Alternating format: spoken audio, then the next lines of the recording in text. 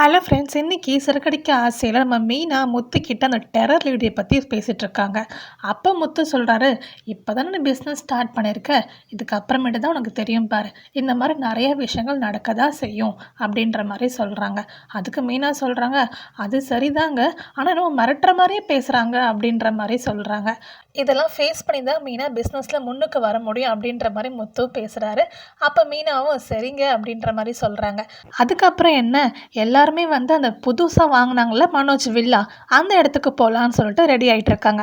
அப்போ மீனா சொல்கிறாங்க, எனக்கு ஒரு பூ ஆர்டர் இருக்குது, நம்ம போகிற வழியில் கொடுத்துட்டதுக்கு அப்புறமேட்டுக்கு உங்கள் அண்ணன் வீட்டுக்கு போகலாம் அப்படின்ற மாதிரி சொல்கிறாங்க. முத்துவும் சரின்னு சொல்லிடுறாங்க. இப்போ மனோஜ், அண்ணாமலை, விஜயா, ரோகிணி, ரவி, ஸ்ருதி எல்லாம் ஒரு காரில் போயிடுறாங்க. நம்ம மீனாவும் முத்து மட்டும் அந்த பூ ஆர்டர் கேட்டாங்களே, அவங்க கொடுத்துட்டதுக்கப்புறம் தனியாக பின்னாடி வர மாதிரி ஐடியா போல். இப்போ இவங்கெல்லாம் ஃபஸ்ட்டு போயிட்டாங்க இல்லையா, உடனே வந்து அந்த ஃப்ராட் இருக்காங்க இல்லையா, அவங்க எல்லா டாக்குமெண்ட்டும் இதில் கரெக்டாக இருக்குதுன்னு சொல்லி டாக்குமெண்ட்டை கொடுத்துட்டு பணத்தை வாங்கிடுறாங்க. அதுக்கப்புறம் இன்னும் 6 மாதம் டைம் இருக்குது, அதுக்குள்ளே நீங்கள் பணத்தை கொடுத்துடணும் அப்படின்ற மாதிரி சொல்லிட்டு இவங்க கிளம்பி போயிடுறாங்க. எப்படியாவது எஸ்கேப் ஆகணும், சீக்கிரம் வா அப்படின்னு சொல்லிட்டு ஒரு ஒய்ஃபை கூட்டிகிட்டு கிளம்பி போகிறாரு. இதில் வாடகை காரில் போகிறாரு.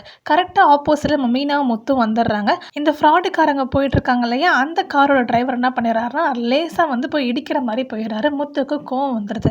அவர் வந்து திட்ட ஆரம்பிச்சிடாரு. இந்த டிரைவரும் பிடிச்சி திட்ட ஆரம்பிச்சிட்டாரு. அதுக்கப்புறம் ஓரளவுக்கு சமாளித்து முத்து வந்துடுறாங்க. அப்போ முத்துக்கிட்ட வந்து அந்த மனோஜ் சொல்கிறாரு, உனக்கு யார்கிட்ட எப்படி பேசுனே தெரியாதா, அவர் தான் இந்த வீட்டோட ஓனர் தெரியுமா அப்படின்ற மாதிரி சொல்கிறாங்க. அதுக்கு முத்து, என்னடா இவ்வளோ பெரிய வீட்டுக்கு ஓனர்ன்ற, வாடகை காரில் போயிட்டுருக்காரு அப்படின்ற மாதிரி சொல்கிறாரு. அதுக்கு மனோஜ், அவங்க ஏர்போர்ட்டுக்கு போகிறாங்க, அதனால கேப் புக் பண்ணி போகிறாங்க அப்படின்ற மாதிரி சொல்கிறாரு. ஆனால் இதில் முத்துக்கு டவுட்டு வந்துடுச்சு.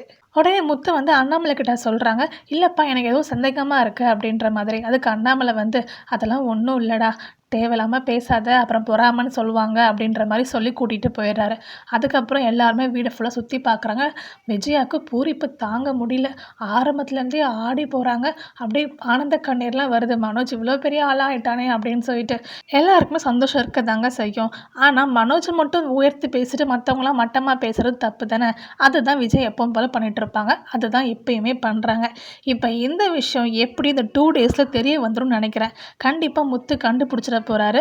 இதுக்கப்புறம் என்ன நடக்க போதுன்னு வெயிட் பண்ணி பார்ப்போம். உங்களுக்கு வீடியோ பிடிச்சிருச்சுன்னா வீடியோக்கு லைக் பண்ணி நம்ம சேனல் சப்ஸ்கிரைப் பண்ணி சப்போர்ட் பண்ணுங்கள். தேங்க்யூ அண்ட் தேங்க்ஸ் ஃபார் வாட்சிங்.